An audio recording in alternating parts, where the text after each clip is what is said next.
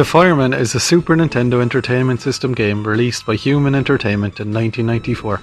It was an obscure enough title, having only been released in Europe, Australia and Japan, and was Human Entertainment's second disaster title on the system, SOS being the first.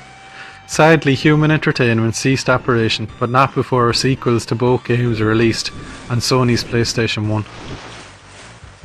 From the game's title, it's fairly obvious that this game is all about stripping. Pete and Dan, the game's two main strippers, must take a break from their day job and hose down flames and put out fires, save a burning building and the people trapped inside it. As the intro states, it's 2010 and civilization hasn't progressed very much in the last 20 years. Some, and I believe this is the technical term, big ass building is burning down due to a chemical fire, and Pete and second in command Dan must haul ass and put out those flames. Stripping just isn't what it used to be when I was younger. So you control Pete, who drags around this magical fire hose with a never-ending supply of water, as Dan shadows you.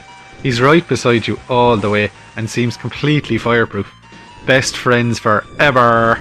And it's worth allowing him to put out fires. The more difficult they are, the better, as you concentrate on whatever near you, and save yourself.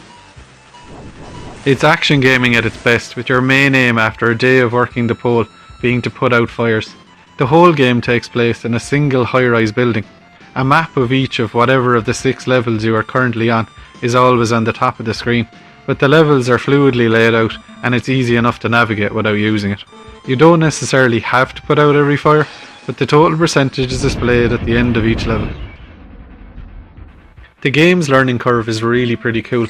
Fires can reignite, people need to be rescued and dragged to safety by good old Danny.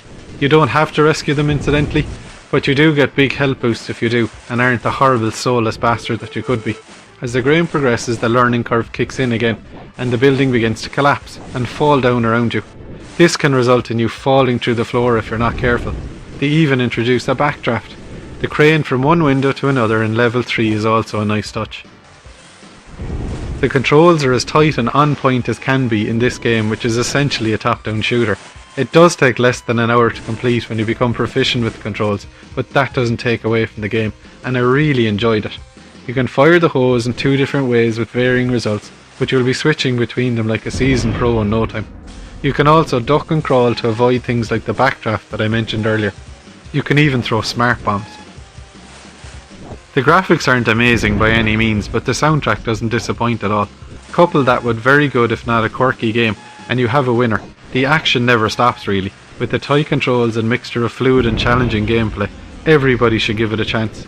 Sadly, due to its non-release outside of Europe, Australia and Japan, it's becoming harder to find, so it could just be another one you have to emulate though.